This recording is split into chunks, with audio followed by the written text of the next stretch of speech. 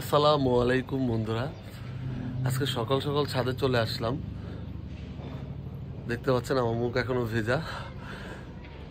হাত মুখ ধুয়েই আমরা ছাদেই হাত মুখ ধুইছি, এখানে চলে আসলাম। তো এখন গাছের তাজা সবজি এখন কাটা হবে গাছ থেকে। বেগুন ভর্তা দিয়ে বোয়া ভাত দিয়ে খাওয়া হবে, বেগুন ছেঁড়া হবে, আর হচ্ছে দুন্দুল পাড়া হবে কিছু।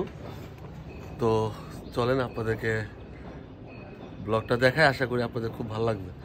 তো চলেন বন্ধুরা, আজকে ব্লগটি শুরু করা যাক। আজকে ব্লগটি তাদের জন্যই যারা ছাদে গার্ডেনিং করতে পছন্দ করে, তাদের জন্য।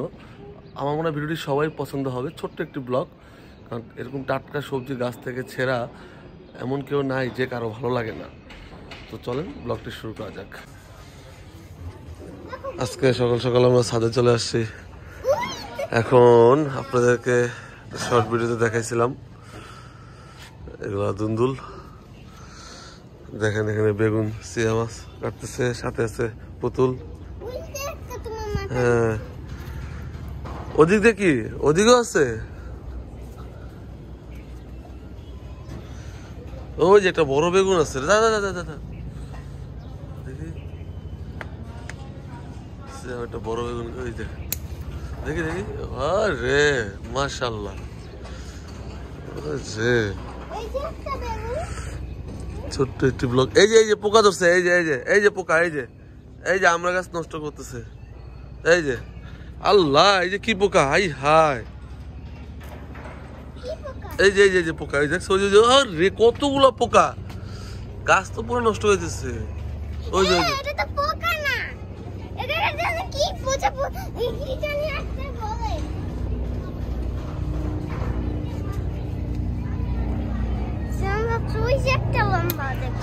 বাহ মাশাআল্লাহ, একদম টাটকা। দাঁড়া, ওই বইটা। হ্যাঁ, বাহ, কয়টা হলো দেখি? 3টা। ঝুরিয়ানো নাই জাহান? কিসে নিবা? থাক, ওটা থাক, ওটা ছোট না, থাক, কেটে ফেলা একটা। কি করবো? ওকে, 4টা বেগুন গেছে। ওরে বাবা, জাহান কিসে নিয়েছে দেখি? সকাল সকাল গাছের টাটকা ফল কাটার মজাই আলাদা। এই যে এগুলা কাটতে গেছে তো। হ্যাঁ,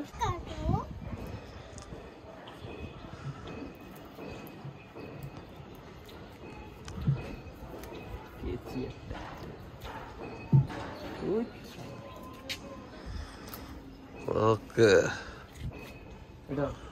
হ্যাঁ। ছাদে আমাদের শুকনো মরিচ রোদ দেওয়া হয়েছে।